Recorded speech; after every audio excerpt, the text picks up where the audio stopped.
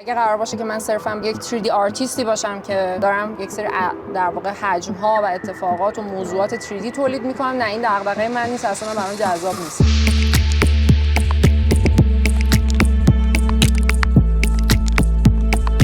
ازت بپرسم که اگه برگردی عقب چی رو یادگیری دوباره؟ برای من از دل تایپوگرافی در اومده و معنی پیدا کرده. با این همه مشقت و مسیر دشوار پای کار وایستادی.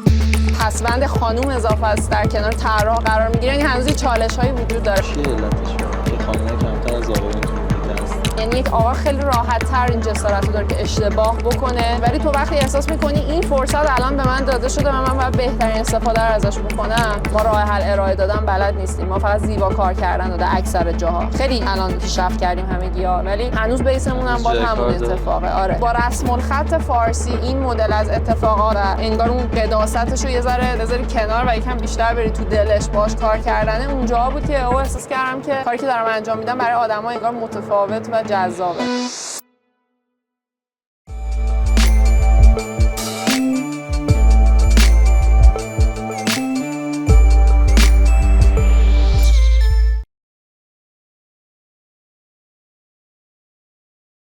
خب اصل جان، مرسی که افتخار دادی و به تایپ و تایک اومدی مجددا. میکنم مرسی از دعوت شما. فدای شما، مرسی.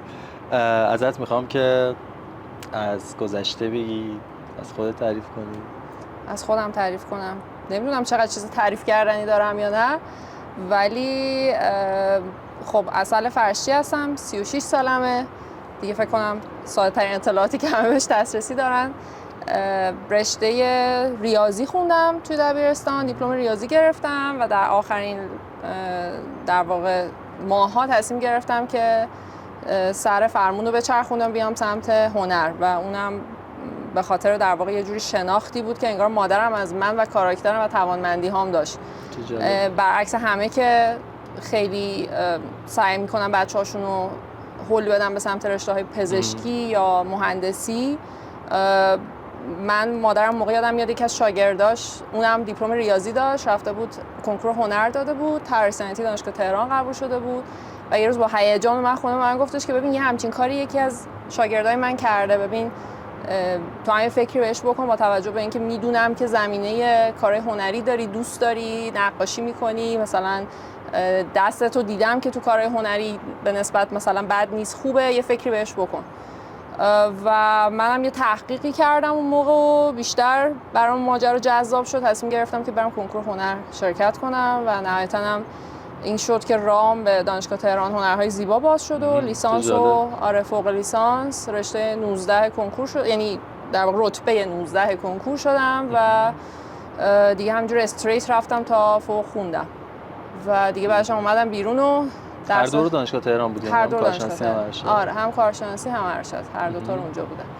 یه اونو خوندم و وقتی هم که وارد دانشگاه شدم خب خیلی چالش بزرگی بود برام، برای اینکه تمام بچه‌ها از اکثرشون، حالا نمیگم 100% ولی مثلا 80% تا 90%شون از هنرستان اومده بودن، دستای خیلی قوی داشتن توی طراحی و کار کردن و منی که از خب زمینه پیش زمینه دیپلم ریاضی اومده بودم خیلی از اونها عقب‌تر بودم. تا درست بود حالا کار هنری بلد بودم، یه چیزایی حالیم بود، ولی قطعا نه به اندازه اونا.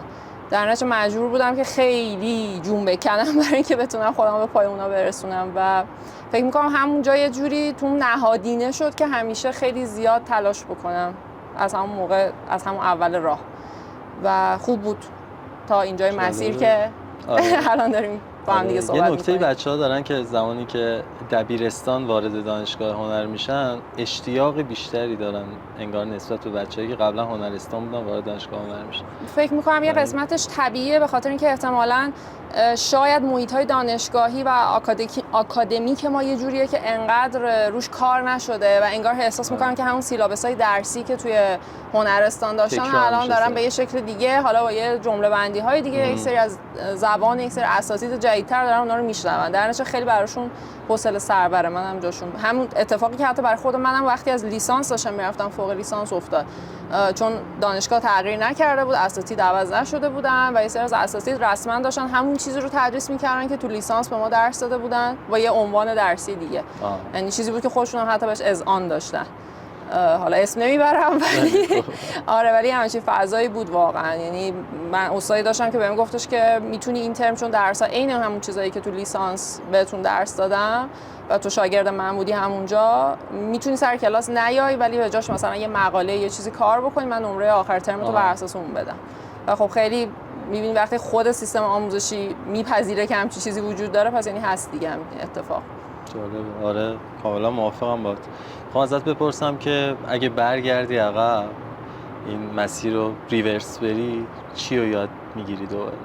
خلأ چه چیزی رو حس میکنی؟ الان شاید با توجه به مسیری که الان طی کردم و اتفاقاتی که الان افتاده، دوست داشتم اگه یه اسکیل یا مهارتی رو همزمان داشتم روش کار میکردم و رشدش برام مهم بود، کار کردن با حجم و متریال بود. متریال شناخت خیلی کامل که بتونم از دل متریال های مختلف حجم هایی که میخوام خودم از دلش بکشم بیرون. جالبه. یعنی فضای مجسمه سازی یه جورایی شاید، حالا نه به همون معنای همیشگی که ما از مجسمه داریم میگیم، حالا ممکنه هر مدل حجمی باشه، یه سازه، یه اتفاقی، یه شکلی از توی اون متریال، ولی خب یکی از لازمه‌هاش اینه که تو متریال رو خیلی خوب بشناسی و بتونی از توش اون چیزی که میخوای و با شناختی که داری بکشی بیرون. جالب. کاملا مرتبطه با کاری که الان داری میکنی. آره چون الان خیلی درگیرشم، هی در واقع به خاطر اینکه این اسکیلو از اول نداشتم، هی مجبورم الان در موردش تحقیق کنم، از آدمای مختلف بپرسم، به خاطر اینکه چیزایی که تو ذهنمه که دلم میخواد به سمتش حرکت بکنم الان دقیقاً تو هم مقطعی است که به این اطلاعات نیاز دارم. دست جالبه. من داشتم شبکه‌های اجتماعی تو وسط میکردم، نگاه میکردم و اینا، توی بایو هیچ کدومشون اسمی از آرت دیرکتور نیست. میدونم که این روزا کار آرت دیرکتوری انجام میدی، چرا؟ راستش تو جاهایی که خیلی مناسبات رسمی کاری هست مثل لینکدین یا تمام ایمیل هایی که سیگنچر مثلا امضای دیجیتال خودم پایینش هست، تو همه اونا چرا آرت دیرکتور، کریتیو دیزاینر هر دوتاش وجود داره. ولی اینستاگرام یا آره شاید اگه یه جاهای خیلی خودمونی تر بریم، وقتی از اون مناسبات کاری و سلسله مراتب شرکتی و این داستانا میخوایم بریم بیایم بیرون، به نظرم دیزاین دنیای جذابتری داره و کلا چون آدمی هم که بیشتر دوست دارم دست به آچار باشم و خودم پای سیستم کار بکنم، به اتفاقات فکر بکنم، صرفا نیام یه سری مهره ها رو بچینم کنار هم دیگه که از اونها کار بگیرم، دوست دارم خودم جزئی از اون سیستم باشم. به خاطر همین اون دیزاینه برام جذاب‌تره و ضمن اینکه به نظرم دیزاین فقط به معنای در واقع فارسیش چیزی که ما برامون جا افتاده طراحی نیست، یعنی اینکه به یک ایده‌ای فکر کنی، یک اتفاقی رو دیزاین کنی، حتی به خلق یک موضوع فکر بکنی، همه اینها از دل دیزاین میاد بیرون و به نظر من خیلی مفهوم جامع‌تریه نسبت به یک پوزیشنی مثل آرت دیرکشن. ما باید اصل فرشچی و چی بنامیم؟ فیلد کاریشو چی بگیم؟ یعنی چی دوست داری با چی شناخته شی؟ من به خاطر همین یه علتی هم که شاید میگه که چرا آرت دیرکتور نیست، به خاطر اینکه من هم خیلی از این ور غرق شدم تو دنیای برندینگ و طراحی برای برندها و اصل آرت دیرکشنی که دارم انجام میدم تو همون قسمته و همون فضاست. از یک سمت دیگه موضوعات مربوط به تایپوگرافی برام خیلی جذابه و راستش خیلی انگار اون کاوش ها و اون چالش هایی که دنبالش بودم تو دنیای برندینگ یه ذره برام دیگه از حالت چالش در اومده، یه ذره بلدش شدم دیگه باید چی کار بکنم و خیلی اتفاق جدیدی توش نمیفته. اون دنیایی که دوستش دارم بیشتر تو تایپوگرافی، الان که هنوز انگار مونده که یه سری چیزا رو باید توش کشف بکنم و اون چالنجاشو به سمتش برم، باش بجنگم، راه حلاشو پیدا بکنم. به خاطر همینه شاید ترجیح میدم از یک کلمه استفاده کنم مثل دیزاین یا دیزاینر که همین ور رو کاور کنه، همون ور بتونه کاور کنه. آره و از اون ورم خب تایپوگرافی و چیزی که بهش فکر میکنم موضوع همین الان احساس میکنم تو شروع ماجرا، یعنی هنوز یه عالمه اتفاق دیگه تو ذهنم هست که باید شکل بگیره و یکی از آرزوام اینه که یه روزی از پای کامپیوتر کامل بکنم و پاشم و اصلا دیگه با کامپیوتر کاری نداشته باشم. یعنی کامپیوتر فقط برای یک طرح اولیه‌ای باشه که از توش بخوام این رو مجبور باشم بکشم بیرون، بقیه‌اش برم تو دل ماجرا و تو عمل بسازمش. چه جالب. آره واقعا دلم میخواد که از پشت کامپیوتر پاشم. امیدوارم به زودی. آره من خودم نخوام فکر کنم سن و سال آدم مجبور میکنه از یه تایم به بعد دیگه یه مقدار از کامپیوتر فاصله بگیری، ولی دوست دارم خب زودتر، به خاطر اینکه یه مقداری بازنشسته تر بشی توی سنی این کار نکنی، از روی خودت انتخاب کنی که این اتفاق بیفته برات. بازنشستگی که خیلی هنوز دیگه منظورم تا اون موقع طول نکشه خودم پاشم زودتر، اجباری نباشه. آره. اگر قرارش بین تایپوگرافی و 3D آرت فقط یکیشو انتخاب کنی، انتخابت کدومه؟ ببین خب 3D آرت داستانش اینجاست که برای من از دل تایپوگرافی در اومده و معنی پیدا کرده و اگه قرار باشه که من صرفا یک 3D آرتیستی باشم که دارم یک سری در واقع حجم‌ها و اتفاقات و موضوعات 3D تولید می‌کنم، نه این دغدغه من نیست، اصلا برام جذاب نیست. خیلی لذت میبرم از دیدن کارهای کسانی که دارن توی این حوزه کار میکنن و خیلی هم با ارزشه و روش خیلی پروژه ها داره رو همین فضا میچرخه، ولی بخشی که من دغدغمه نیست. از دل تایپوگرافی در میاد دغدغه من و وصل شدنش به فضای 3D و حجم در واقع. در نتیجه انتخابم اینه که دوباره برگردم به همون سمت تایپوگرافی اگر مجبور باشم که یکیشو انتخاب کنم. آها اوکی. اگه قرار باشه بین آرت دیرکتوری و دیزاینر بودن یکی رو انتخاب کنی کدوم یکی؟ خودت جزئی از پروژه باشی یا نه هد ماجرا باشی با تیم کار کنی؟ راستش رو بخوای باز همچنان دیزاینر بودن رو ترجیح میدم به خاطر نوع، میگم اگر تا زمانی که درگیر سلسله مراتب سازمانی نباشیم، یعنی فکر اینو نکنیم که الان توی شرکتی هستیم با یه سری ددلاین ها، با یه سری پوزیشن های مشخص، اگر از اون فضاها بکشیم بیرون، چون ناخودآگاه اینجا افتاده که تو هر چقدر بیشتر کار میکنی تجربیاتی کسب میکنی، در نتیجه پوزیشنت میره بالاتر. اگه دیزاینر بودی میشه آرت دایرکتور یا بعدش مثلا هر سمت دیگه‌ای که بخوای اسمشو بذاری، حالا دیزاین دایرکتور یا هر چیزی. من الان توی پروژه‌ای هستش که کاملا مثلا در نقش آرت دایرکتور بودم، توی یکی دیگه دیزاین دایرکتور بودم، از 0 تا 100 همه چی به عهده‌ام بوده. ولی باز هم همچنان در مفهوم کلیش دیزاین و دیزاینر بودن رو ترجیح میدم. دنیای قشنگتری به نظر من داره. موافقم با تا حدودی.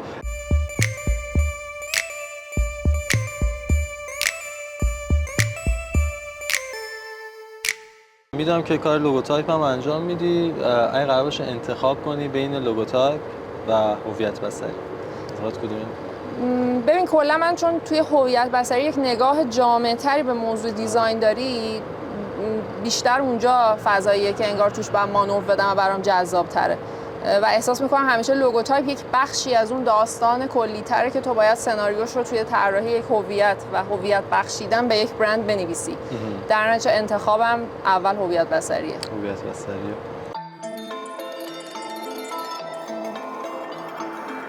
یه وقفه خیلی کوتاه داشتیم، برگشتیم. کجاییم الان؟ یه توضیح راجع به لوکیشن بده. داشتیم در مورد کلا هویت بصری، تایپوگرافی، دیزاین، آرت دایرکشن، در مورد این موضوعات داشتیم صحبت می‌کردیم.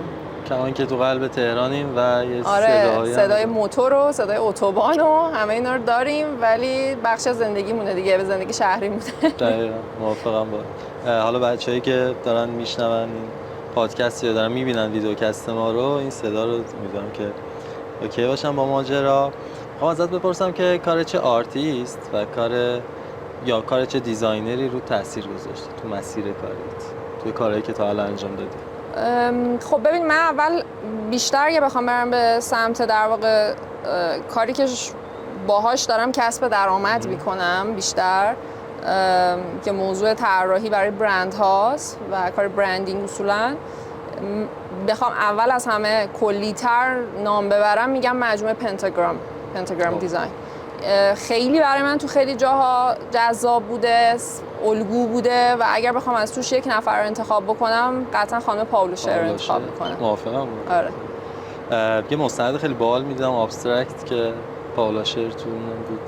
از نوع نگاهش، تفکرش، اتفاقاتی که داره میفته تو خروجی هایی که ازش میبینی، کاملا یه سیر، یه خط، یه نخ تصویری توش هستش، متوجه میشی کاملا که اون آدمی که پشتشه کیه و چجوری این اتفاق افتاده.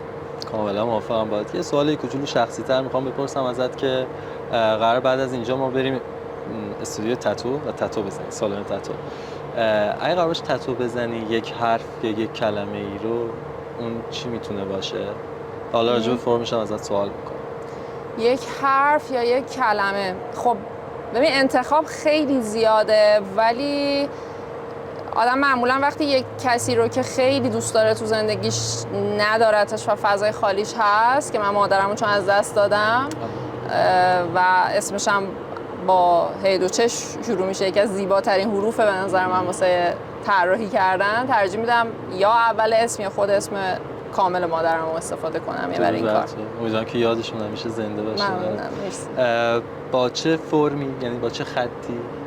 خب دوست دارم اول بیشتر به چشم یک حرکت دست آزاد و مثل آرت بهش نگاه بشه تا اینکه، یعنی به خصوص میگم به خاطر اینکه هی دو چشم مثل مادرم حاله بود، به خاطر نوع حرکتی که تو این در واقع حروف تو این حرف وجود داره، اصلا خیلی دلم نمیخواد بهش یه قالبی بدم، چون به نظرم یک کاملا یک بازیه، یک رقص گرافیکی میشه باش کرد. آزاد و رها باشه. آزاد و رها، اصلا لزومی نداره حتما بگم دوست دارم با فلان فرمت حروف خوشنویسی یا تایتل نوشته بشه. درود بر تو. ترجیح میدی خودت طراحیش کنی یا بسپاری نه، به خودم همکارا؟ نمیتونم طراحیش کنم فکر میکنم، چون مطمئنم دچار وسواسی میشم که شاید تا آخرش طراحیش نکنم. همیشه دوست دارم که یه شخص دیگه ای طراحی بکنه. کی؟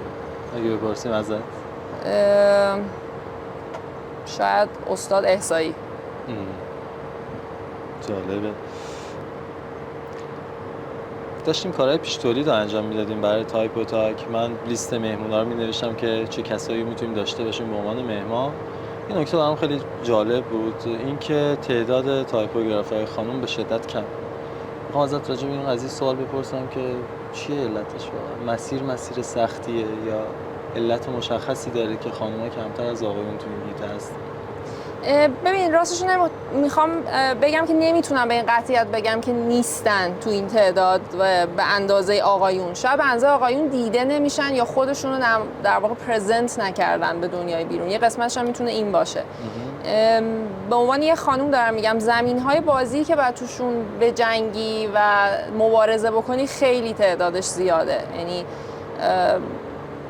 در مقایسه با اتفاقی که برای آقایون داره میفته. به قول خانم شاهسوند همیشه میگه ما یه درگیری داریم که میگیم طراح خانوم. اصلا چرا ما نیاز داریم که وقتی به خانوما میرسه بخوایم، همیشه این سوال وجود داره که میگن یه چالنجی هستش که مثلا ازتون بپرسین شما چالش هاتون به عنوان یک طراح خانوم چیه؟ چرا اصلا من به عنوان یک طراح نباید طراح و دیزاینر باشم؟ کلا خانوم آقای بودن چرا باید مهم باشه تو این قسمت؟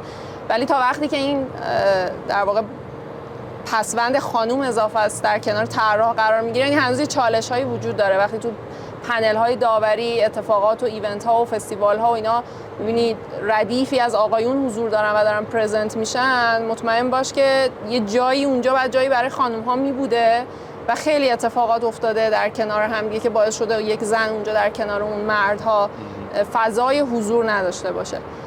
یه قسمتش بله میدونم به خاطر چالش ها مشکلاتی بوده که خانوم ها پیش رو دارن، به خصوص اگر که خانومی باشه که یک در واقع مسیر رو داره طی میکنه که زندگی مشترک داشته باشه، اگر خانومی باشه که بچه دار بشه، همه اینها دیگه اصلا ماجراها رو به طرز عجیبی میتونه پیچیده بکنه. چالش ها بیشتر میشن، خیلی خیلی بیشتر. یعنی هی باید انگار یه جا نقاب یک کسی رو بزنی به چهرت که باید تو بیزینس کار بکنه، درآمدزایی بکنه، تو جلسات بره، حرفشو به کرسی بشونه، جدیش بگیرن، بتونه خوب مدیریت بکنه فضا رو. از اون ور میرسه خونه در عین حال بعد یک همسر باشه، بعد دوباره ممکن اگه بچه داشته باشه در نقش یک مادر باشه، تایمی که برای خودش میذاره برای خانواده بعد بذاره، احتمالاً یه پدر و مادری هم اون بک‌گراند وجود دارن که بعد حواسشون به اونا باشه یا به بقیه رسیدگی بکنه. همه اینها خب کنار هم دیگه تعداد مسئولیتایی که وجود داره بسیار زیاده. و یه قسمت دیگه هم که من فکر میکنم بازی چالش بزرگیه برای خانم ها، چون در طول سالیان دراز فضای خالی، یعنی همیشه یه فضای خالی وجود داشته که خانم ها باید توش حضور پیدا میکردن به هزاران یک دلیل فرهنگی و اجتماعی و در واقع اتفاقاتی که حالا تو عرفمون، تو فرهنگمون و اصلا تو کل دنیا داره اتفاق میفته، زنها نبودن.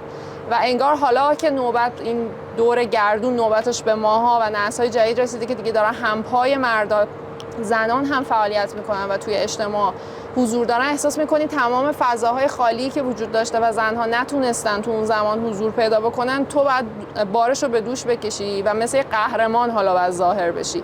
در نتیجه یه نگاه کمالگرایانه رو ناخودآگاه با خودش به همراه داره. یعنی یک آقا خیلی راحت‌تر این جسارت رو داره که اشتباه بکنه، خوب نباشه، کامل نباشه، اشتباه داشته باشه، سوتی بده تو کارش. ولی تو وقتی احساس میکنی این فرصت الان به من داده شده و من باید بهترین استفاده رو ازش بکنم، در نتیجه انقدر میخوای که بهترین خودتو به نمایش بگذاری که خب همین بهترینه بودن، کامل ترینه بودن، هی این حضوره رو انگار به تعویق میندازه. یه قسمتش احساس میکنم شاید به اینم برگرده. درود بر تو که با این همه مشقت و مسیر دشوار پای کار وایستادی و واقعا آره یه جاهایی اینجوری فکر میکنم که دارم، یعنی حالا فرصتش پیش بیاد در مورد کلا فضای زندگی شخصی من بیشتر صحبت اگر بکنم، واقعا یه جاهایی از خوابم به شدت میزنم برای اینکه بتونم اون چیزایی که تعریف کردم، چیزایی که برام مهم اتفاق بیفته بتونم دنبالشون بکنم. در این حال از خانواده‌ام نزنم، حواسم به پدرم باشه، خونه آرامشی که باید اون نگه داره حفظ بکنه، از کارم، بیزینسم، مسابقه‌ای که میخوام تو شرکت بکنم یا تمام دغدغه‌ها و چالش‌های شخصی که تو حوزه آرت دارم، همه اینا رو مثلا بخوام دنبال بکنم، مثل یک کانوای خیلی پیچیده‌ای میمونه که بعد حواست باشه در نره از دست دیگه. درود بر تو، درود بر تو. اسم اومد از استاد احصایی عزیز، خانم شاهسوند. وظیفه داریم دعوتشون کنیم به تایپوتاک و در تایپوتاک به روی هر دو باز. امیدوارم که این لطفو بکنن و حضور داشته باشن، ازشون بشنویم و یاد بگیریم. خوشحال خواهیم شد. ازت میخوام که یه طراح جوون رو بهمون معرفی کنی. کسی توی ذهنت هست؟ راست رو بخواین این سوالو خیلی دلم میخواد اینجوری، من با اسم تک بردن راستش خیلی حالم خوب نیست، ترجیح میدم که اینجوری باهاش برخورد بکنم. یکم کلی‌تر میخوام بگم. توی همین چند ماه اخیر و هفته‌های اخیر من یه تجربه‌ای رو داشتم، کنار گروهی از بچه‌های قرار گرفتم که به بهانه تایپ و حالا با اسم گروه همدست یا هر اسمی دیگه ای الان اصلا دغدغمونش نیست، اون جمعی که اونجا جمع شده بود و بچه‌هایی که کنار همدیگه داشتن تجربه می‌کردن و بهانه شد من هم کنار اونها بعد مدت‌ها ماژیک و وسایل رنگ و همه این چیزا رو کنار هم بچینم، شروع کنم خط خطی کردن رو کاغذ. از بینشون کاملا میتونستم شوق و توانمندی و استعداد و همه اینها رو ببینم و احساس میکنم که اگر اینها نماینده ای از نسل جوون ما بودن، نسلی که یه دهه از ما کوچیک‌ترن، اتفاقات خیلی خوبی در راه برای همشون. چه افتخار و حرکت باحالی بود برای بچه‌ها که با اصل فرشی سر یه میز نشستن و اسکچ زدن. نه افتخار که نه، واقعا یه همراهی و یه همدلی خوبی بود، حس خیلی موج خوبی توش جریان داشت و دیدن کارهای بچه‌ها برای من خیلی جذاب بود. قطعا متقابل بوده این ماجرا. میخوام ازت بپرسم در طول روز اصلا چه کارهایی بجز تایپوگرافی یا فعالیت حرفه‌ای که داری و انجام میدی؟ سرگرم چه کارهایی میشی؟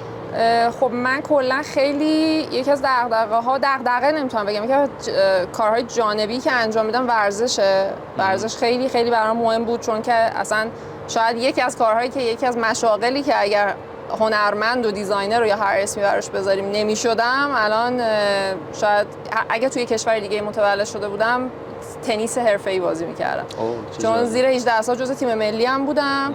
ولی دیگه به پای کنکور که رسیدم احساس کردم که توی ایران با در واقع یک تنیسور حرفه‌ای بودن، اونم در نقش یک زن، به خاطر تمام محدودیت‌هایی که خودمونم می‌دونیم وجود داره، عملا خیلی نمیتونی آینده درخشان رو بلند مدتی رو برای خود متصور بشی. در نتیجه کلا اردوهای در واقع تیم و این مسائل رو گذاشتم کنار و رفتم سراغ درس و دانشگاه و تنیس شد یک اتفاق تفننی. ولی در کل ورزش برام خیلی همیشه جزء قسمت جدا نشدنی زندگیم بوده. موسیقی، کتاب خوندن، پادکست، الان کمکار شدم و یه زمانی خیلی خیلی زیاد و مرتب ساز میزدم. سازم تار بود، از 10-12 سالگی میرفتم تا مثلا 20-22 سالگی همجوری ادامه داشت همیشه مسیر و دائم در راه کلاس و ارتباط با استاد و اساتید و تمرین ولی هر چقدر که بیشتر رفتم درگیر دنیای کار شدم، یکم چموشی کردم، اون قسمت رو ازار کمکاری کردم. آره خودم از اون بابت خیلی ناراحتم. ولی چند ساعت یا در طول هفته بذار ازت بپرسم یا در طول روز چند ساعت مشغول کارت؟ ببین واقعا ساعت نمیتونم بگم چقدر، ولی میدونم خیلی زیاد. یعنی واقعا اینو تجربهشو داشتم که پای کامپیوتر چشام بسته شده و خوابم برده. یه شکل افراطی داره. آره یه جاهایی، یعنی خب البته این شانس رو داشتم که همسرم هم خیلی آدم همراهی بوده، ولی واقعا میدونم خیلی پذیرای این ماجرا نیستن که تو از یک تفریح و یک برنامه شبانه بخوای بزنی و بشینی پای کامپیوتر. یا خیلی وقت همسرم زودتر از من حتی میره میخوابه، مثلا من چند ساعت بعدتر از اون میرم، تازه وقتی خونه ساکت شو شروع میکنم به کار کردن. ولی خب واقعا تایمایی که کار میکنم زیاده، چون وقتی تعداد دغدغه‌ها و موضوعاتی که میخوای بهشون رسیدگی کنی زیاد باشه، خب قاعدتا وقت کم میاره دیگه. همیشه من دلم می‌خواست 24 ساعتم 36 یا 48 ساعت بود حداقل. تمدید میشد. آره تمدید میشد، واقعا همیشه وقت کم میاره. آره اما همین داستان چالش هاش رو شبا بهتر کار میکنی یا روزا؟ من شیفتم چرخشیه. خیلی حساب کتاب نداره. به شرایط داره. آره بستگی به مودم داره، به شرایط داره. یه تایمایی بوده صبح خیلی زود از خواب پا شدن احساس کردم الان انرژی کار کردن دارم، شروع کردم مثلا کاری که بعد انجام میدادم مثلا چند روزم ممکن بوده طول بکشه تا ظهر تموم شده اصلا. یه وقتایی هم بوده از صبح پا میشم هیچ تمرکزی ندارم، همینجوری اصلا کاری هم نمی‌کنم بعضی وقتا، فقط انقدر دور خودم میچرخم یه سری کارهای متفرقه انجام میدم تا اون تمرکزه دوباره برگرده که بتونم بشم مثلا پای کار. حالا ممکنه یهو این تایمر رو بکشونه به اینکه بعد از ظهر تازه شروع بکنم به کار کردن یا شب کار بکنم. میگم شیفت چرخشیه، خیلی مشخص نیست. خودمو میذارم جای عسل، میدونم که چقدر چالشای غیر قابل درکه، ولی میتونم حدس بزنم که چه چالشای عجیب غریبی داری و اینکه همچنان داری حرفه‌ای کار میکنی خیلی با ارزش. ممنونم. دم شما گرم. سعی میکنیم که اینجوری باشیم. به شدت مثبت و قابل تحسینه واقعا. مرسی. ممنونم. سه تا از بهترین کاراتو اگه بخوای خودت انتخاب کنی کدوم هست؟ ترجیح میدم به جای اینکه بگم لزوما سه تا از بهترین کارامون، بگم کارهایی که خودم دوستشون داشتم بیشتر. مورد علاقه خودت بوده دقیقاً. فارغ از اینکه نظر بیرونی در موردش چی بوده. دوره کارهای 3D تایپوگرافی که واسه مسابقه TDC فرستادم، حالا چه کارهایی بوده که مثل پوستری بوده که برای سالگرد فوت استاد شجریان طراحی کرده بودم که به دعوت خانه هنرمندان، و از اون ور هم کارهایی بود که کاملا شخصی و دلی انجام شده بود با فرم‌هایی از حروف که در واقع مثل یک حالت پایپی شکلی دور همدیگه میچرخیدن و یک انقدر اون فضای جدی و رسمی رسم الخط فارسی رو شکونده بود و یه فضای دوستانه و صمیمانه‌ای رو توش به وجود آورده بود. حتی یه جاهای چاشنی انگار داشت یه شوخی می‌کردی، یه طنزی داشت. نمیدونم کلمه درستش شاید الان نتونم پیدا بکنم، ولی آدما خیلی انگار احساس می‌کردم آدم دلش می‌خواد بگیره بغلشون کنه، مثل یه آب نبات رنگی. با اونا یه دوره خیلی حالم خوب بود.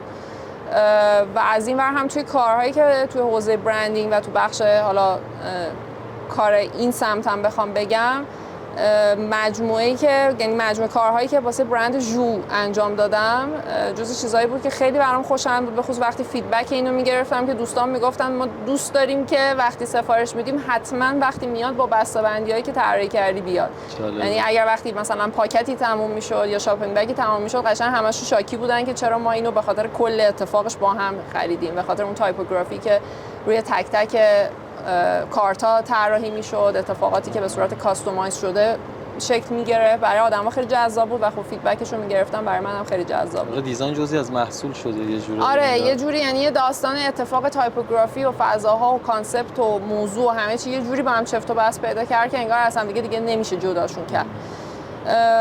یکی دیگر کارهایی هم که خیلی خودم دوستش دارم ولی متاسفانه هنوز اجازه انتشارش رو ندارم، نمیدونم که چجوری میشه بعدا نمایشش داد، برای یه خانوم که توی پاریس زندگی میکنن و یه محصولی رو که با بیس در واقع زعفران بود میخواستن تولید بکنن، برای ایشون طراحی کردم. خیلی کوچولو یه سری تصویرسازی‌های رو ازش منتشر کردم، ولی چون هنوز اجازه پیدا نکردم کل کارو منتشر کنم، همچنان تو ویتینگ لیست نشستم که ببینم کی میتونم انتشارش بدم. ولی جزء کارهایی بود که خودم فوق‌العاده دوستش داشتم. میدونم تا زمان پخش این اتفاق پخش شده باشه. خودم هم خیلی اصلا نمیدونم تا کی باید منتظر بشینم که در واقع اونا قرار بود بیان ایران یک سری فیلمبرداری‌ها، یک سری کارهای تکمیلی رو انجام بدن، این سری خورد به این شلوغی‌ها و اتفاقاتی که ما تو سال 1401 داشتیم. همه اینا باعث شد که کار به تعویق بیفته، شکلش عوض بشه، اتفاقات دیگه‌ای پیش بیاد که نشه اون روتینی که باید رو طی بکنه و فعلا منتشر نشده. امیدوارم که زودتر این اتفاق بیفته. به آشنایی من با عسل فرشی به همون کارهایی برمیگرده که در هم تنیده بودن و خمیری شکل بودن. از اونجا آشنا شدم باهات و برای من مخاطب این جالب بود که دقیقاً خط فارسی یا تایپ فارسی از ویترین همیشگی که داشت اومده بود بیرون و دقیقا الان که میگی قابل بغل کردن بود این حس آره شاید حتی بهترین کلمه‌ای که میتونستم استفاده، یعنی بهترین جمله کلمه‌ای که نتونستم تهش بگم، حتی بگم طنز نبود، شوخی نبود، الان حرفامو پس میگیرم، بگم یه احساس صمیمیتی باش، اون حالتی که مرعوب میشی همیشه، یه قداستی داره که انگار نباید خیلی باش کاری داشته باشی، از دور باید تماشاش کنی، باید بهش احترام بگذاری. اونجا انگار اون مرزه، یعنی چیزی که از آدما میشنیدم، احساس میکردم که همون که میگم انگار میتونی بری بغلش کنی، کنارش بشینی، دستتو بندازی دورش و باشه کمی لاس بزنی، یه ذره راحت‌تر باش باشی. از کارات گفتی بهمون، اگه این کار نمی‌شدی اصلا چی کاره می‌شدی؟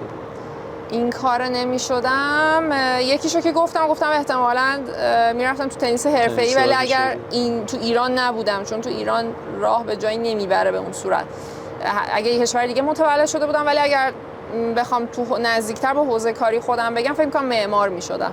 یعنی چون الانم اگر دارم به حروف فکر می‌کنم و حروف و تایپوگرافی، من ذهنم هندسه خیلی قوی داره کلاً و حتی تو حروفم نگاه هم شبیه معماری حروفه خیلی جاها، انگار دارم از دل یه نقشه، یه سازه‌ای میکشم از دلش بیرون و در نتیجه احساس میکنم که اگه قرار بود تو این حوزه فعالیت نکنم شاید معمار میشدم.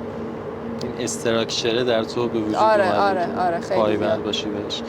فرض کنیم که 3 ماه از سال فرشچی پروژه نگیره، قراره تو این 3 ماه از چه طریقی کسب درآمد کنه؟ باز میام دو دستش میکنم، میگم اگه قرار بود که بی ربط به کارم باشه، یا شاید 2 تا شغل انتخاب میکردم، چون خرجای زندگی زیاده اصولا.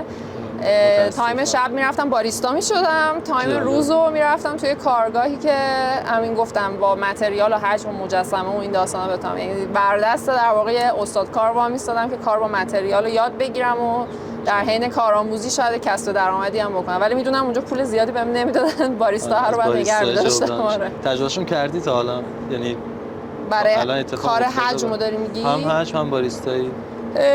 باریستایی خیلی از دور همیشه با لذت تماشاش کردم، نه انجامش ندادم. ولی پیش بیاد میری؟ آره دوست دارم برم کارگاهی باشه، یاد بگیرم، توش تجربه کسب کنم و کار کنم، ولی همیشه از اون فضا و جوونایی که تو اون محیط بودن و باریستا بودن واقعا از تماشاشون لذت می‌بردم. درنش فکر کردم که اگه خودم انجام بدم حالم باهاش خیلی خوبه. در مورد حجم و متریال و اینا در موردش خیلی تحقیقات زیاد کردم، یه جاهایی هم یه کوچولو دست به آچار شدم، ولی هنوز نه انقدر که بتونم الان بگم که خیلی یاد گرفتم، تجربهش کردم. نه هنوز جز چیزاییه که به سمتش جز برنامه‌هامه. آره امیدوارم به زودی اتفاق بیفته برات.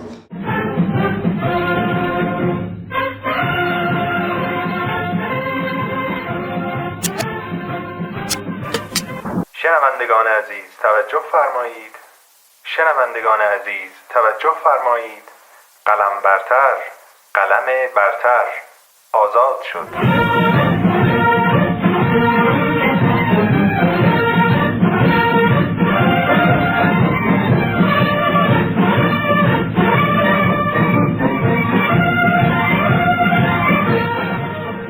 ازت میخوام که یه آرتیست یا یک دیزاینر غیر ایرانی بهمون معرفی کنی. میدونم یه دونه انتخاب سخته، خیلی سخته. دیزاینر که یه بار خانم پاولو شر رو گفتم، ولی اگه کس دیگه ای رو بخوام بگم به خاطر نظمی که تو ذهن خودمه و این آرتیست خیلی این فضا رو تو تصویرسازیاش داره، خانم مالیکا فاوه، به خاطر تصویرسازی‌های بسیار فضاهای نگاتیو پوزیتیوی که کار میکنه، با مجلات نیویورکر دائما داره کاوراشون طراحی میکنه، با ووگ کار کرده، با خیلی از اتفاقات بزرگ دنیا کار کرده و واقعا به نظرم کار تصویرسازی هایی که داره با گرافیک خالص و با اون فضای مثبت و منفی داره انجام میده واقعا مسحور کننده است، میتونم بگم. یعنی برای من حداقل اینجوریه. کاملا موافقم بود و برام جالبه اینکه یک بار دیگه اسم این خانم توی زایگذاک اومده. آره. نمیدونم ازش میشه دعوت کرد یا نه، ولی جالب بود برام که آره کاش دستمون بهشون میرسید، خیلی خوشحال میشدم. آره اتفاق مثبتی بود. اگه قرارش برای همیشه با یه تیم 4 نفره کار کنی، یکی از اعضا خودتی قطعا، اون 3 نفر دیگه 3 نفر دیگه کاملا فانتزیه. فانتزی. اگر من دوست داشتم که یکیشون همون خانم پاولو شر بود، دوباره یکیشون اگه تصویرساز میتونستم داشته باشم در کنارم، همین خانم مالیکا فاو رو انتخاب میکردم. و خانم جسیکا والش. اینا کسایی بودن که دوست داشتم تجربه کنم در کنارشون کار کردم با دیدگاه‌ها و نگاه‌های مختلف، فضاهای مختلفی که بتونیم در کنار هم دیگه کار کنیم. قطعا خیلی آدم‌های دیگه هم هستن ولی چون دوست داشتم از یک تیم کاملا زنانه اسم ببرم، دلم خواست این آدم‌ها رو جمع کنم دور هم. ما سعی می‌کنیم اسما رو زیرنویس کنیم، یاد نمونه کاراشون ببینیم که بچه‌ها بیشتر باشون آشنا شن. میدونم که سابقه همکاری با برندهای خارج از ایران رو داشتی، سابقه همکاری با برندهای خیلی خوبی رو تو ایران داشتی. ازت می‌خوام که انتخاب کنی همکاری با یه استودیوی نوپا خارج از ایران یا همکاری با بزرگترین برندها توی ایران. من چون احساس می‌کنم فضای داخل ایران رو یه ذره باهاش دیگه آشنا شدم، سوار ماجرا شدم، برام اتفاق خیلی جدیدی توش انگار خیلی اتفاق نمیفته. نه اینکه بگم هنوز قطعا خیلی اتفاقات ارزشمند دیگه ای هست که بخوای تجربهش کنی، ولی اون چالشی که دوستش دارم که بلدش نباشی بری تازه بفهمی که باید چی کار بکنی و 0 کیلومتر توش باشی به اصطلاح که بری یه جای دیگر هم فتح بکنی، دوست دارم با خارج از ایران کار بکنم بیشتر، حتی نوپا و کوچیک. جالب. یه اسم بردی از TDC، از بله. همکاریت با TDC بگو برام. راستش بخوای همکاری که نبود اصلا، من خودم به زور جا کردم توی TDC. یه مسابقه در کنار مسابقه اصلیش مسابقه دیگه‌ای هم داره که به اسم TDC Ascenders که برای افرادیه که تا مرز 35 سالن که میاد یه تعدادی از برترین های تایپوگرافی، استعدادهای تایپوگرافی تو دنیا رو هر سال معرفی میکنه. یادم نیست کجا زد فکرش بکردم، خیلی TDC رو هی داشتم میدیدم و میدیدم که هی پشت سر هم اساتید مختلف مثل آقای خانجانزاده، از بچهای دیگه هیربود، از خیلی از کسایی که میشناسین همینجوری دارن جایزه های مختلفی رو این ور اون ور کسب میکنن. برام جذاب بود و رفتم یه مقدار بیشتر که این چیزی که دارم میگم مثلا مربوط به 3-4 سال پیشه مثلا تقریبا میخوام بگم، رفتم یه ذره کند و کاف کردم و یهو چشم خورد به این تایتل مسابقه، چون کارهایی که انجام میدادم اصولا خیلی چارچوب انقدر تایپوگرافی که مثلا بخوای بگی طراحی تایپفیس باشه یا خیلی قالب مشخصی داشته باشه نبود. به خاطر همین احساس کردم که شاید این کاتگوریه یه مقدار بیشتر بتونه فضای کاری من رو بگنجونه و از اون شناسنامه رو نگاه کردم هنوز یه سال مونده. به خاطر همین فرصت و غنیمت شمردی. آره گفتم که بذار حالا تو شرکت بکنم و خب به تازگی هم یه پستی در مورد همین موضوع گذاشته بودم، خیلی اونجا مفصل‌تر توضیح دادم. الان نمیخوام بحثش رو طولانی بکنم، ولی اولین اتفاقی که افتاد وقتی خواستم برام تو مسابقه اسنویسی بکنم و خیلی تو ذوقم خورد این بود که ایرانو اصلا جزو کشورهای رسمی حساب نکرده بودن برای TDC اسندرز، اصلا نبود. یعنی بین تمام اونهایی که اسمشون با آی شروع میشد طبق معمول عراقو داشتیم ولی ایرانو نداشتیم. اصلا چیز غیر آشنایی نیست برام. آره دقیقاً. و اون لحظه اول گذاشتم بستم، عصبانی شدم گذاشتم کنار، ولی دیدم که نه، دلم میخواد که بالاخره یه کاری حرکتی بزنم و همین شد که فرداش که دوباره رفتم سراغ در واقع صفحه مسابقات رو باز کردم برای ثبت نام، کشورم به افغانستان تغییر دادم و با اون در واقع کشور وارد شدم.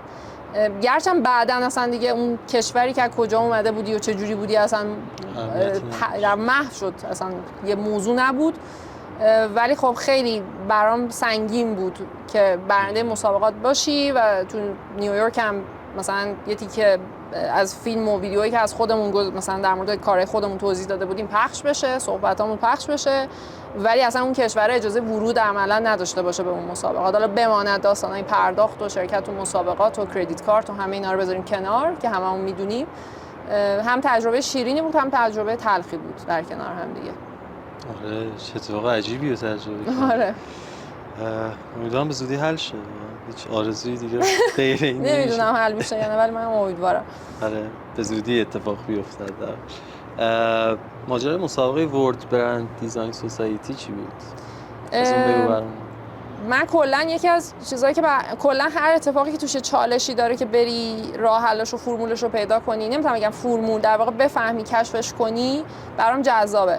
و خب همیشه نگاه میکردم ببینم که کسانی که دارن تو حیطه کاری خودم، چه داخل ایران چه خارج از ایران، چه همکاران خوبم داخل ایران، دارن خوب کار میکنن، دارن جوایزی اگر میبرن، اتفاقی داره رقم میخوره براشون، برم یکم کند و کاف بکنم ببینم کجاها شرکت کردن، تو چه لیگ هایی شرکت کردن و خب یکی از در واقع جایی که توجهمو جلب کرد همون ورلد برند دیزاین سوسایتی بود. وقتی رفتم تو پیجشون سر زدم، تو وارد صفحه وبسایتشون شدم، دیدم یه قسمتی دارن اصلا برای فیچر کردن و تو میتونی، چون الان اکثر پیجا، حالا من تجربه اینو داشتم که یه سری پیجا اومدن از کارام مثلا با فالوورای خیلی بالا اومدن مثلا کار رو شیر کردن گذاشتن خودشون بدونی که حتی تو کاری فرستاده باشی یا مثلا براشون ارسال کنی، نامه‌نگاری کنی واسهشون، چون الان تبدیل به یه بیزینسی شده دیگه. اکثرا این حالت رو دارن که میگن که دایرکت بده، ما انقدر رو شارژ میکنیم برای این تعداد پست، برای این تعداد استوری، و من هیچ وقت دلم نمیخواست اون کارو بکنم. راستش رو بخوای اصلا خب یه ذره واسه ماهایی که از داخل ایران با حالا برو کردیت کارت یکی رو پیدا کنه به دلار بخوای پول بده که برای اینکه پست منو پروموت کنن، خیلی معنا نمیداد به اصطلاح. ورلد برند دیزاین برام از اون بابت جذاب بود که دیدم هیچ پولی بابت هیچ چیزی نمیخواد، میگه کار رو بفرست، ما 48 ساعت بررسی میکنیم. اگر که دیدی که توی یکی از سوشال مدیاهای ما یا وبسایت ما کار منتشر شد، بدون که از نظر مثلا تیم در واقع هیئت جوری ما کاری بوده که ارزش پروموت کردن و نشون دادن رو داشته که این اتفاق افتاده. که یکی از پروژه هایی که در واقع تو اون زمان کار کرده بودم و فرستادم، یعنی آپلود کردم توی سایت و خب برای اولین بار بود که دیدم اوه ما چیزی که ازش داریم فرار میکنیم که اصلا در مورد کارش توضیح نمیدیم، همیشه پورتفولیوهامون عکس محوره. دیدم از من خواسته که نزدیک مثلا 1000 کلمه توضیح بدم، بنویسم. خب زبان انگلیسی هم بود، بعد همیشه درست و شسته رفته مینوشتی، کردیت بدم، کیا تو کار بودن، سفارش دهنده کی بوده، چه سالی بوده، هر کدوم آیدیاشون چی بوده، تمام اینا رو برای این شناسنامه پر می‌کردم.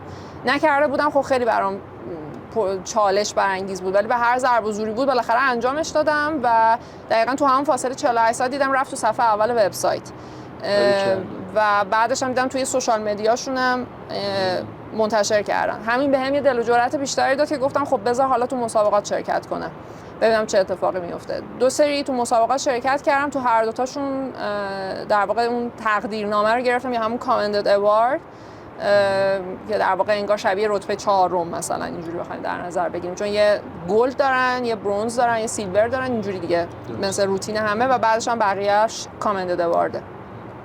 2 سال اینجوری شد و بعد که سال سوم هم دوباره شرکتش دادم، سال سوم که همین سر پروژه کومو لایف بود، اونجا برای اولین بار بود که دیگه جایزه برنز گرفتم و این سیر در واقع تلاش کردنه برای اتفاقی که توش در واقع هی خودتو سعی کنی بکشی بالاتر، هی استانداردهایی که باید تو لیگ جهانی بخوای دیده بشی رو بیشتر دنبالش بری، مطالعهش کنی و رعایتش بکنی، خب یه پروسه هم پرچالشی بود و هم جذابی بود.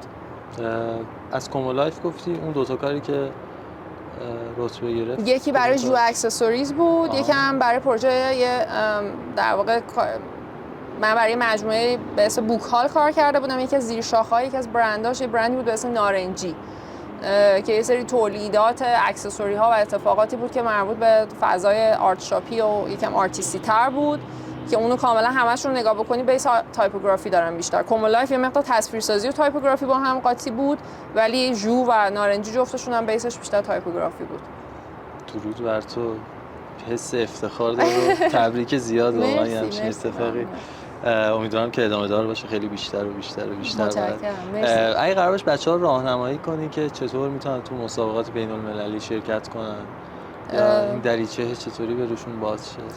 به نظر من مثل همین راهی که من تقریبا نصف توضیحی که بخوام بدم و تو این حرفایی که این که ببینی بقیه اگر جایزه گرفتن، اگه اتفاقی گرفتن، اصلا چه مسابقات رسمی توی دنیا وجود داره که شناختن ایناست، بعدش دیدن شوکیس های این در واقع کسانی که تو سالهای گذشته جایزه بردن و برنده شدن که اینا چجوری کارشون رو اصلا پرزنت کردن، چون همه وبسایت‌ها یه آرشیو خیلی مفصلی دارن از تمام سالها و از تمام آدم‌هایی که برنده شدن و میتونی بری اونجا ببینی چی نوشتن در مورد پروژهشون. هر پروژه یک صورت مسئله داره، بعد پروژه رو توضیح بدی، مشکل چی بوده، تو چه سولوشنی ارائه کردی و نتیجه چی شده. و این جزء استانداردهای شرکت کردن تو مسابقات. این که صرفا من یک چیز رو زیبا طراحی کنم اصلا هیچ جای دنیا هیچ ملاکی برای هیچ اتفاقی نیست. باید بتونی توضیح بدی که چی بوده سوژه، بریف چی بوده، اصلا چالش چی بوده، تو چه فکری ارائه کردی و چه اتفاقی افتاد و نتیجهش چی شده.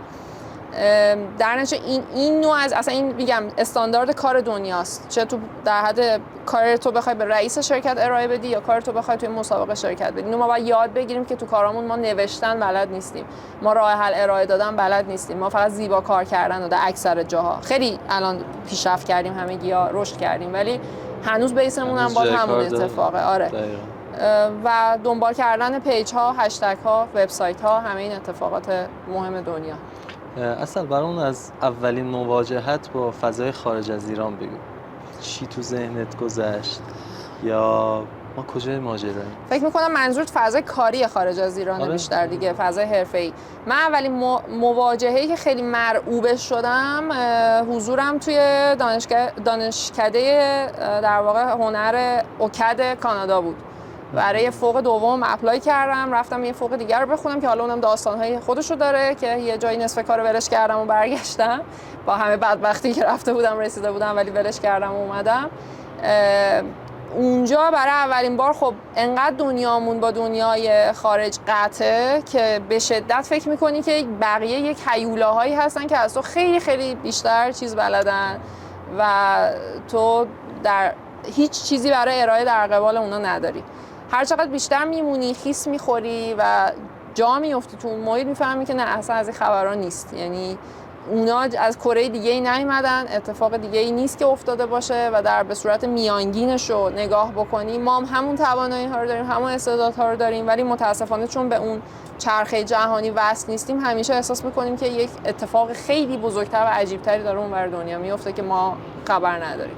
ایزوله شدنه. آره ایزوله. باعث آسیب شده. آره دقیقاً. میدونم که با دیزاینرهای خارج از ایران همکاری و گفتگو داشتی.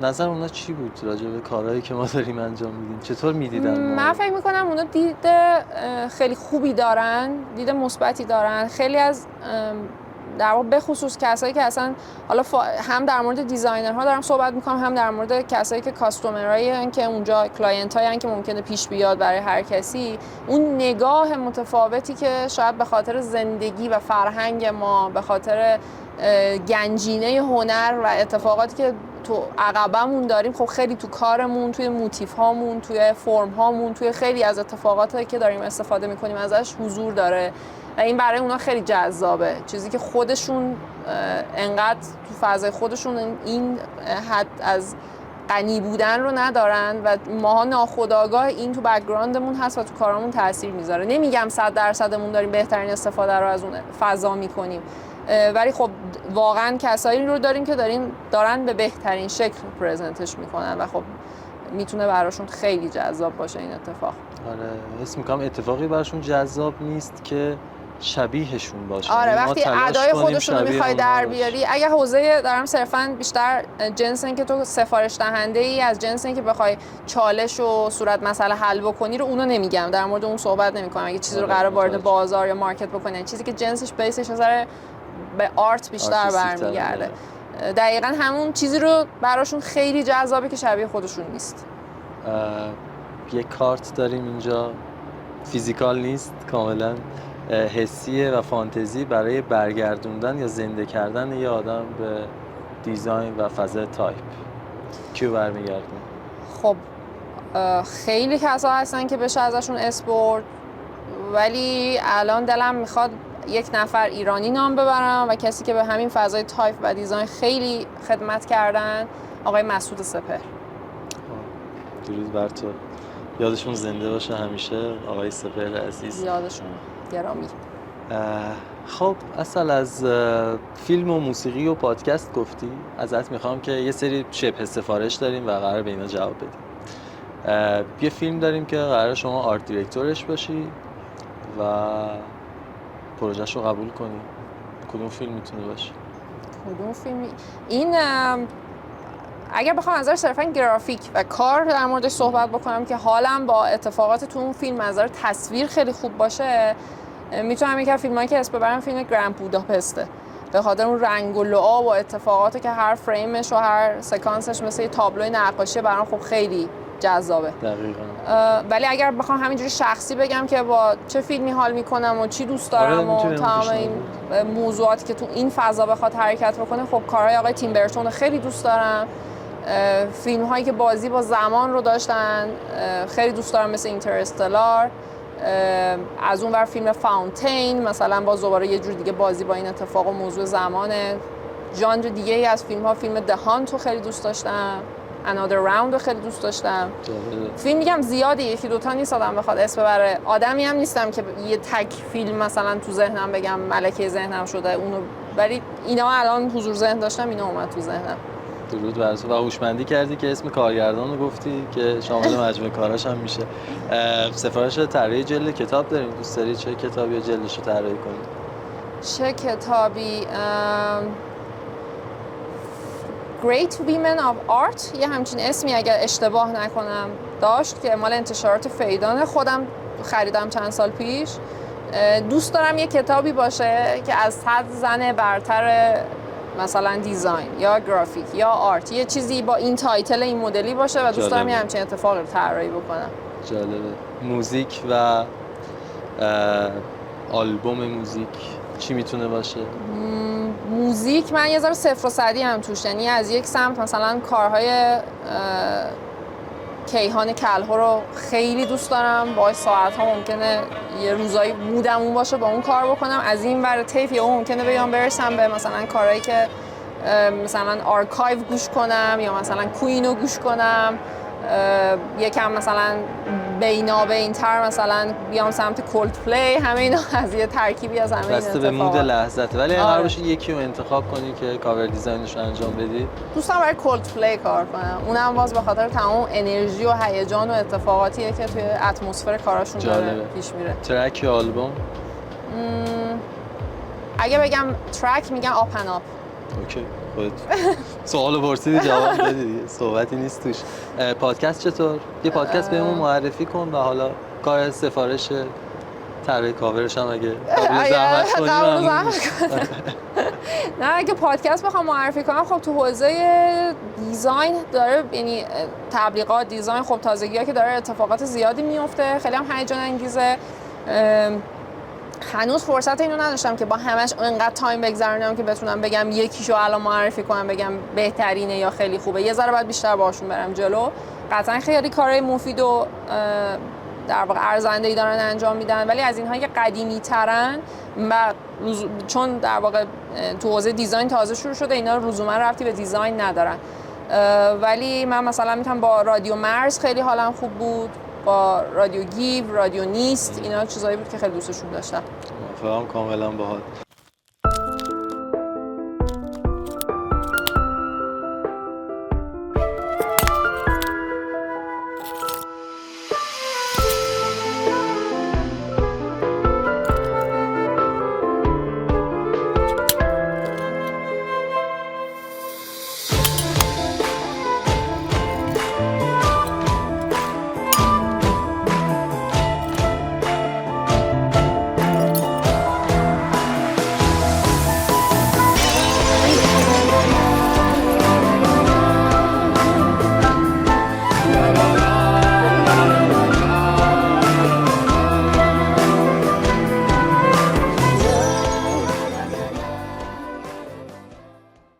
ما یک لوح یا یک تندیس از عسل فرشی داریم و قراره تقدیم کنیم بهش. عسل فرشی ترجیح میده که اسمش رو با چه فونت یا با چه خطی بنویسیم. اگر خودت قراره اونو بنویسی چون میزبان خودتی، دوست دارم که با همون تکنیک دست آزاد و مدلی که هیچ فرمت و هیچ فرمولی نداشته باشه. ممنون از محبتت. به جز صبحان کی میتونه باشه گزینه بعدی؟ نه دیگه، حالا گزینه دیگه نداریم چون این لوح دارم برنامه شما میگه. با افتخار چرا که نه. آرشیو داری از کارهای خودت یا کارهای بقیه آرتیستا یا دیزاینرها؟ آرشیو، اگر آرشیو کامپیوتری بخوام بگم که از کارهای خودم، آره همشونو از مرحله صفرش، ایده پردازیش تا صدش معمولا کاغذ نه واقعا، چون جا نداشتم هیچ وقت نگه دارم، ولی چون اکثر کارام بیسش یعنی از مرحله که شروع میکنه پخته شدن و شکل گرفتن تو فضای دیجیتال بوده، آره از همه اونا آرشیو دارم. از خیلی سال پیش تا الان، از مراحلی که اتودای تکمیل شده و کاملتر شده تا به رندر فاینال رسیده، یا حتی مثلا اتودهایی که از نگاه‌های مختلف به اون موضوع نگاه کردم ولی یکیشو تهش انتخاب کردم، هیچ وقت بقیه دور نریختم، همشون هست. فیزیکال چطور؟ آرشیو فیزیکال هست؟ آرشیو کارهای فیزیکال از دیزاینرها نه، چون بیشتر از نقاش‌ها داشتم، یعنی سعی کردم در حد وسعم، نمیگم من قطعا نمیتونم برم از حراج تهران خرید بکنم، ولی در حدی که آرتیستای جوان‌تری که کاراشون خیلی دوست داشتم، یه سریاشون هم حتی خیلی شناخته شدم نبودن، ولی تو گالری گردیا و نمایشگاهی که مثلا داخل تهران رفتم خریدم. یعنی تو خونمون یه دیواری هستش که پر نقاشیه و اون از آرتیستای مختلف که میگم لزوما هم همشون شناخته شده نیستن کار هست. چرا آرشیو فیزیکی اونجوری دارم یه جورایی. مرسی که از هنر مستقل و آرتیستای نوپا حمایت میکنی، خیلی اتفاق ارزشمندیه. ازت میخوام که یک 3D آرتیست بهمون معرفی کنی، حالا چه ایرانی باشه چه خارج از ایران.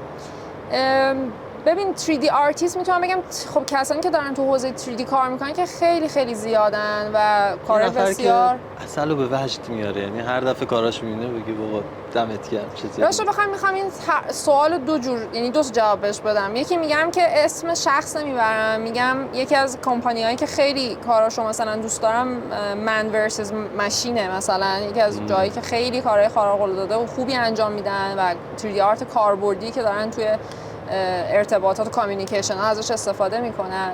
ولی از همین تریبونم دلم میخواد از یکی دیگه اسم ببرم که بحثم وجد اومدنه نیست، کسی بود که منو تو این مسیر قرار داد و آقای سامان فانی بود که خیلی هم در واقع شخصیتشون، کاراکترشون، هنرشون همه مجموعه پکیج یک انسان بسیار دوست داشتنی که اصلا راه و دریچه 3D رو ایشون به روی من باز کردن تو کلاسایی که تو مدرسه ویژه میرفتم و با تایتلی که 2 دوره برگزار شد ولی دیگه هیچ برگزار نشد، نمیدونم چرا، که در واقع 3D آرت و در واقع کار 3D دیزاین اسمش نذاریم 3D آرت، 3D دیزاین برای طراحان گرافیک بود که اونجا باعث شد که من این ترسم یه جا بریزه، از چون اونقدر همیشه ما دیزاینرها از فضای 3D میترسیم که احساس می‌کنیم فضای پر از نرم افزارهای پیچیده و کلی در واقع تولزاییه که باهاش آشنا نیستیم، سمتش نمیریم.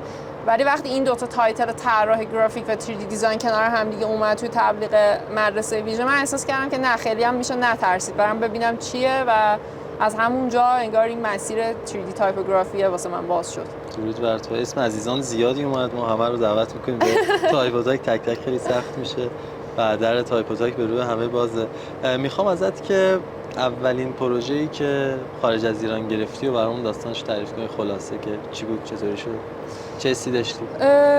ببین راست رو بخوای الان هر چی فکر میکنم یادم نمیاد اولیش کدوم بود. حدس میزنم شاید یک پروژه مربوط به دفتر معماری بود که داشتن برای هویت بصری خودشون تو کانادا سفارش کار دادن. یکی دیگه از کارهایی که مثلا اون بازم جزء اولینا نبود، یعنی راستش واقعا هر چقدر فکر می‌کنم اولینش یادم نمیاد. همه کارهای یادت چند تا بوده تا الان؟ چند تا کار انجام دادی با فضای خارج از ایران؟ فکر می‌کنم مثلا 7 تا 10 تا مثلا اینجوری فکر می‌کنم، یه همچین چیزی. تو این اواخر یه مقدار تعدادش بیشتر شده که داریم کار میکنیم. یکیش هم به خاطر واسطه اینی که با یه همکار و یک دوست خیلی عزیزی در حال احداث و راه اندازی یک استودیوی دیزاین خارج از ایران هستیم، ولی استودیوی خیلی جمع و جوره، در واقع فعلا 2 نفره که شروع به کار بکنیم. امیدوارم که راهش خوب پیش بره، ولی خب به واسطه اون الان یک سری پروژه ها و اتفاقاتی خارج از ایران داریم رو اون حوزه کار میکنیم، ولی غیر از اونم آره با مثلا پروژه از فرانسه داشتم، از آمریکا داشتم، از کانادا داشتم، اینجوری مشغول کار کردن هستم. هیچ کدوم بگم داستان خاصی نمیتونم در موردش بگم. یک سفارشی بوده مثل همه اتفاقات دیگه. شاید چیزی که متفاوت بوده نوع سفارشش از کشورهای حوزه خلیج فارس بود که بعد این 3D تایپوگرافی هایی که چون با رسم الخطی کار کرده بودن که برای اونا آشنا بود، یه مسابقه فراخوان معماری واسه یه دانشگاهی بود که اومده بودن طراحی پوسترش رو من سفارش دادن که با استفاده یه تایتل چیز می‌خواستن، یعنی تایتل عربی بود که من بعد اونو با 3D تایپوگرافی به خاطر اینکه تو حوزه معماری بود برای اونا دیزاین می‌کردم که نمیدونم چرا هیچ وقتم منتشر فرصتش پیش نیومد من منتشر کنم، اون مونده تو آرشیوم. الان که دارم فکر می‌کنم نمیدونم چرا اینجا نذاشتمش، ولی اونم یکی از کارهایی بود که برام جالب بود، به خاطرم مونده به خاطر نوع سفارشی که متفاوت بود. داریم که نشون بدیم به بیننده‌ها این پروژه رو. تو سوالام این بود که ترجیح میدی با یه استودیوی نوپا خارج از ایران کار کنی یا داخل ایران تو خودت داری استودیو تشکیل میدی خارج از ایران و این خیلی اتفاق با دارم سعی میکنم این اتفاق بیفته، درست پیش بره. میدونید چقدر چالش داره این اتفاق دیگه، یعنی هر لحظه احتمال اینو میدم که یه جایی به در یعنی به بنبست بخورم، ولی سعی میکنم دارم جا خالی میدم که این اتفاق نیفته دیگه. انقدر درای باز پیش رو زیاد باشه که اصلا به بنبستا امیدوارم اینجوری پیش بره. معمولا سفارش‌های خارج از ایران چطوری بهت پیشنهاد میشه؟ یعنی حالا چه راه ارتباطیه که مثلا ببین از طریق مثلا لینکدین بوده، از طریق خیلی جاها دایرکت‌های اینستاگرام بوده، از طریق وبسایت هم بوده که مستقیم دایرکت ایمیل زدن از طریق خود وبسایت برای مثلا همکاری. معمولا به این طریق بوده. یه سری هم بر اساس روابطی بوده که حالا من یه آدمی رو مثلا توی خارج اینجا میشناختم، اون آدمه با یه دونه مثلا پارتنری داشته خارج از ایران که توی بیزینس دیگه‌ای بوده، به واسطه اون مثلا من معرفی شدم کار کردم. کلا روابط همه جای دنیا حرف اولو میزنه. تاثیرگذاره قطعا. اون نقطه عطف کی به وجود اومد که یهو چشما چرخید سمت عسل فرشچی و یهو دیده شد؟ حس کردی اون نقطه عطف؟ والا فکر میکنم سر همون زمانی بود که من شروع کردم روی 3D تایپوگرافی کار کردن، چون راستش بخوای الان خودم که دارم نگاه میکنم به واسطه هوش مصنوعی که وارد کار شده، ورژن های جدید فتوشاپ و ایلاستریتور که وارد کار شدن، اینستاگرام پر شده از توتوریال هایی که آدما گرافیک دو بعدیشون رو کار میکنن و میدن براشون با استفاده از هوش مصنوعی و اون در واقع سه بعدی میکنه، متریال میده، همه رو با یه چند تا دکمه میزنم کار در میاد. خب اون زمانی که من داشتم این کار رو رفتم سمتش، خب این فضا نبود، همونم به خاطر همین عجیبش کرده بود. کسایی که داشتن با زبان انگلیسی و حروف لاتین کار میکردن فت و فراوون از این کارا کرده بودن، ولی توی حوزه کاری خود ما و تایپ فارسی و رسم الخط ما میکنم یکی هم کشتن باشه. اینم جزء اتفاقات روتین تهرانه. ما زندگی شهری ادامه داره همچنان. خلاصه این داشتم میگفتم که فکر میکنم اون با رسم الخط فارسی این مدل از اتفاقات و فضای این نوع از نگاه روش پیاده کردن، همون میگم که انگار اون قداستش رو یه ذره بذاری کنار و یکم بیشتر بری تو دلش باش کار کردنه، اونجا بود که احساس کردم که کاری که دارم انجام میدم برای آدما انگار متفاوت و جذابه. خودم اینجوری احساس میکنم، حالا بیرون و ببین بقیه چی فکر میکنن. جالب. نظر تو به شدت برام مهمه. راجع به هوش مصنوعی سوال دارم ازت، ولی میخوام بپرسم که نرم افزار محبوبت چیه؟ چیزی که باهاش بتونم هم باید 2D باشه هم 3D. در نتیجه بین 2D ها میگم ایلاستریتور، به خصوص ایلاستریتور در ورژن های مختلفش که بتونی با دیجیتال پن و اینا هم رو آیپد و اینا یا هر دیوایس دیگه‌ای بتونی کار بکنی. جالبه. و یعنی فقط بسنده نکنی به موس و حرکات محدود اون فضا. از اون ور هم نرم افزار 3D مکملی که بتونه کنارش قرار بگیره. خودم سینما 4D بلدم، با اون کار میکنم، ولی قطعا اونقدر نرم افزار هستش که جا داره که همه یاد بگیرن و باش بشه کار کرد. من تنبلی کردم فعلا با یکیش کار کردم فقط، ولی دوست دارم اگه فرصتش پیش بیاد بتونم بیشتر، ولی میگم ترکیبی از 2D و 3D خلاصش کنم. ایلاستریتور و سینما 4D مثلا برای من الان داره کار میکنه. جالبه. سوال داشتم ازت راجع به ورزش و اینکه به چه ورزشی علاقه داری و اینا که خودت جواب دادی. آره. حالا خب پس من سوالم تغییر میدم به اینکه به جز زبان مادری که فارسی هست به زبان دیگه مسلط هست؟ ما اصالتا چون آذری هستیم زبان ترکی رو من کامل بلدم و از اون ور هم چون خیلی رفت آمد زیادی به کشور دوست و همسایه ترکیه داریم، تقریبا ترکی استانبولی رو هم میتونم بگم 80-90% کامل میفهمم. تو حرف زدن و یه جایی ریپ میزنم ولی کارم رو راه میندازم، اینجوری میتونم بگم. این زبان دیگه ای بوده که بلد بودم. همیشه هم دوست داشتم فرانسوی یا ایتالیایی هم یاد بگیرم، هنوز وقت نکردم. یه ذره پیر بشینم بازنشسته بشم، شاید از اونا وقت خوشم برنامه جالبی برای بازنشستگی داری. اسم میگم بازنشستگی، یه بازنشستگی هیجان انگیز. انگلیسی نگفتی بهمون؟ انگلیسی آره انگلیسی هم که خب آره دیگه جزء قسمت من یه ذره اونو جزء بخش دیفالت حساب کردم که یه جورایی همه مجبوریم بلد باشیم، باید بلد باشیم. دقیقاً. ترجیح میدی که بی پول باشی و اسمت بره توی تاریخ هنر یا یه آرتیست پولدار باشی ولی اسمی ازت نمونه؟ اگه منظور اینه که آرتیست دوزاری باشم، آره عیار بالایی داری، ولی خب یه اتفاقی رخ میده و یه مغولی حمله میکنه و اسمی از عسل توی نه هم آرتیست پوله بذار بهم خوش بگذره دیگه. خیلی حالا نمیخوام اسطوره هم بشیم بریم تو کتابا. جالب، موافقم باهات کامل. نظری راجع به انجمن تایپ و شکل گیریش داری؟ ببین خیلی موضوعات هست در موردش بخوایم صحبت کنیم ولی راستش ترجیح میدم خیلی خلاصه بگم. خیلی میتونه اتفاق خوبی باشه اگر همدلی و یک دست بودن، اون هم‌افزاییه، اون سینرژی وجود داشته باشه که همه انرژی ها رو هدایت کنه به سمت یک مرکز که از توش یک اتفاق درست در بیاد بیرون. جبهه بندی توش اتفاق نیفته و همه همدل باشن. اگر این با این اصول یک انجمن شکل بگیره، بله چرا که نه، بهترین اتفاقی هم هست که میتونه بیفته. امیدوارم به زودی این اتفاق بیفته. پیش بینی و حالا فرض می‌کنم انجمن رو داریم، حالا همه خوبه و همه چی هم متمرکزه. پیش بینی کن برامون آینده تایپ و تایپوگرافی فارسی و 10 سال دیگه، 50 سال دیگه و 100 سال. من زمانی که وارد دانشگاه شدم هنوز این چالش وجود داشت که توی سال 85 که وارد دانشگاه شدم هنوز این تفکر بسیار غالب بود که همه از طراحی پوستر دانشجوی جوون تازه وارد به دانشگاه دارم میگم، از طراحی پوستری که باهاش با فارسی کار میکردی فراری بودن.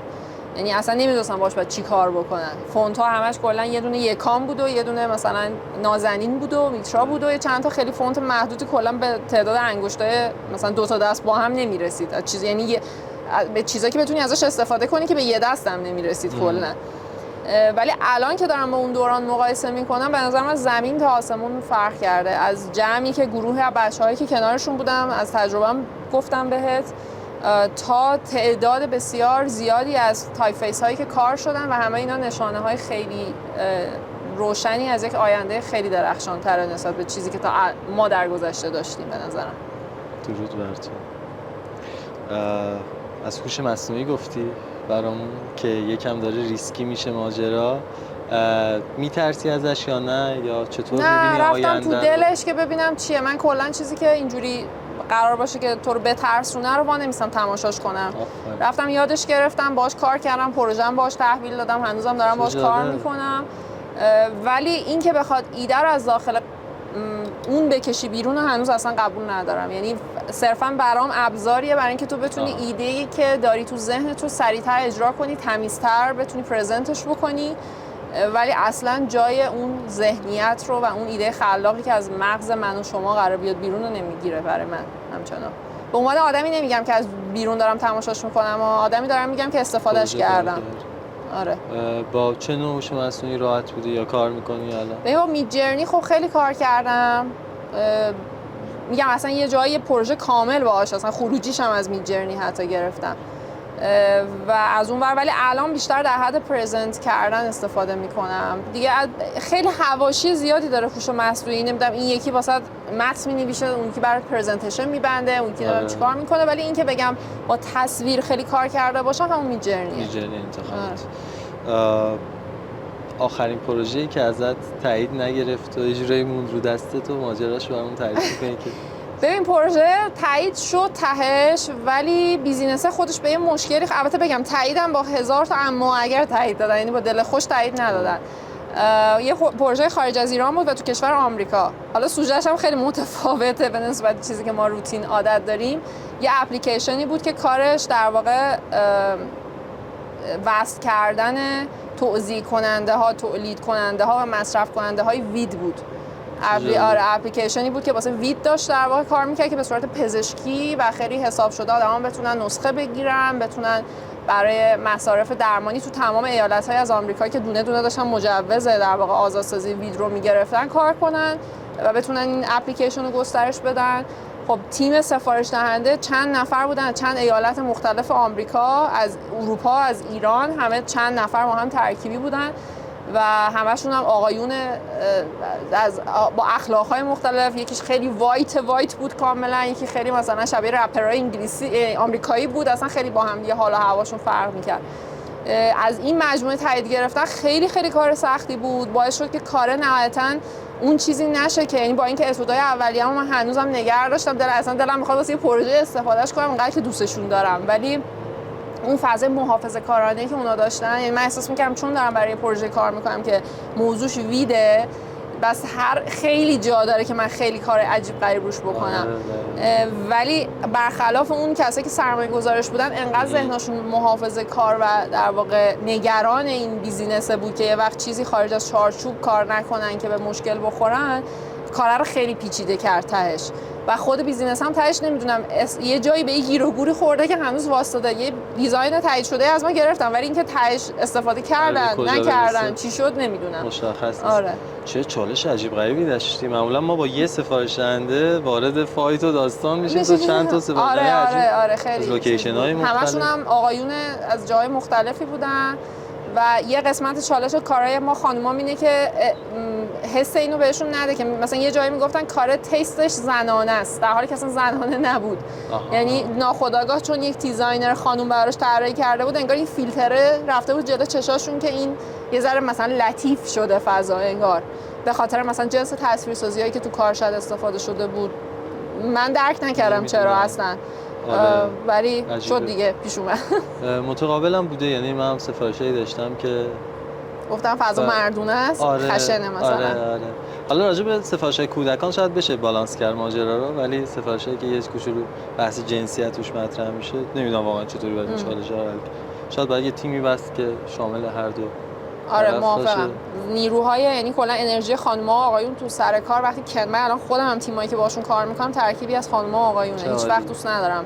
حالا اینجا گفتم یه ترکیب زنانه تخیلی چیدم، ولی اعتقادی ندارم به اینکه تیم صرفا زنانه یا مردانه. ترکیب اینا بهترین در واقع اساره از توش میاد. دقیقاً این انسان فارغ از جنسیتش میتونه یک کاربلد و آره اصلا کلا نه محیط مردانه خالص جواب میده نه زنانه. حتی من میگم یه تیم کامل زنانه هم جواب نمیده. اینا نیروهاشون مکمل همدیگه‌ان و خیلی نگاه درستری به یک اتفاق میتونن داشته باشن. درود بر تو. آب نیاز داری؟ نه پذیرایی اینجا؟ نه خوب. مرسی ازت که این وقت رو در اختیار ما گذاشتی عسل عزیز. عسل امروز فدای تو. عسل امروز 13200 نفر حدوداً دنبال کننده داره مثلا فکر کنم. آره امیدوارم که این چندین برابر بشه. حق و لیاقتش داری قطعا. چه حسی داری از این 13200 نفر که دنبالت میکنن و چیزی میخوای بهشون بگی؟ اولا که خیلی لطف دارن، دمشون گرم، چون من یه تایمی خیلی فعال بودم تو فضای مجازی و اینستاگرام و خب این دقیقاً همین رشته که اتفاق افتاد، مثلا 2-3 هزار تا مثلا فالوور و دوست و همراه و دنبال کننده اومد، مثلا رسید به 10-12 هزار تا و 13 هزار تا، مال مربوط به همون دورانه. یعنی اصلا از تعداد پست‌ها هم نگاه کنی کاملا متوجه میشی که از یه جای یهو انگار شدت تراکم و اون در واقع تعدد پستایی که میذاشتم خیلی کمتر شده. علتش اینه که این نیستش که کم کار نمی‌کنم یا مثلا اهمیتی نداره برام. احساس می‌کنم یه مدل دیگه ای از جستجو کردن و مطالعه کردن رو الان نیاز دارم که تو فضای آنلاین اونو پیداش نمی‌کنم. یعنی احساس می‌کنم منو میبره غرق می‌کنه توی دنیای دیگه‌ای و درگیر یه سری حواشی می‌کنه که اصلا الان به دردم نمی‌خوره. یعنی دارم توی فضای کاملا آفلاین اون چیزی که میخوام رو دارم سعی میکنم جستجو کنم. هر وقت رسیدم به اون چیزی که میخوام دوباره برمیگردم که آنلاین پرزنتش کنم، ولی الان بیشتر دارم کند و کاوم تو فضای آفلاین میکنم. جالبه که دو تا فضا رو با هم داری موازی پیش میبری. آره یعنی میدونم قطعا کسی که داره فالو میکنه میگه که خب این چه کاریه، من اومدم پیج این آدمو فالو کردم، خب یه چیزی محتوایی قرار بده در اختیار من که من انگیزه پیدا کنم که این آدمو دنبال بکنم.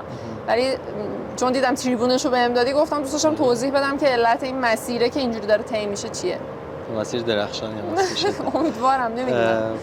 ازت میخوام که یک نفر رو به تایپ تایک دعوت کنی رو به دوربین.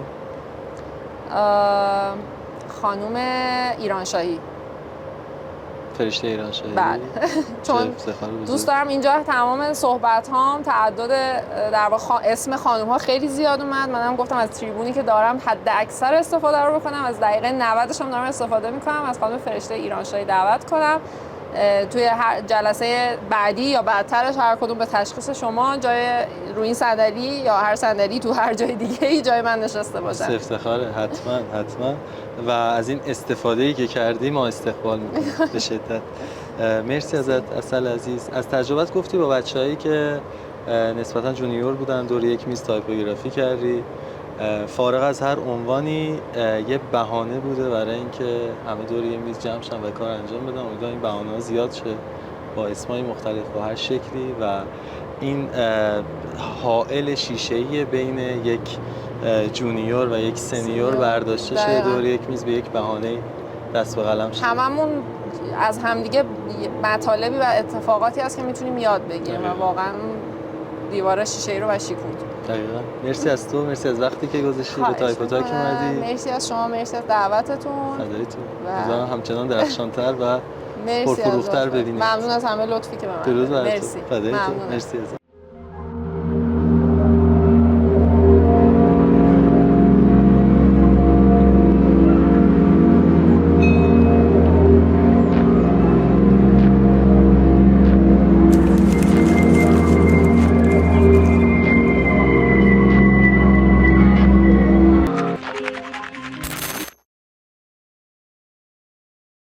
و مرسی از شما که ما رو همراهی کردید، شنیدید و دیدید. سیاق هر برنامه باید بگم که لایک و کامنت و شیر و سابسکرایب و اینا باعث حمایت از ما میشه و باعث دلگرمی که این مسیر رو ادامه بدیم و آدمای بیشتری بیاریم به تایپ و تاک. خیلی سخته گفتن این ماجرا، همیشه بقیه هم تو ویدیوکست ها میگن من یه داستان دارم باش، ولی خب دیگه چاره جز این نیست برای حمایت. آره جزئی از روتین کار. اما شما گم مرسی که ما رو دیدین. مرسی از اتصال جان. مرسی. افتخار دادی. ممنون. خوب باشید. ممنون ازت. موفق باشید. مرسی.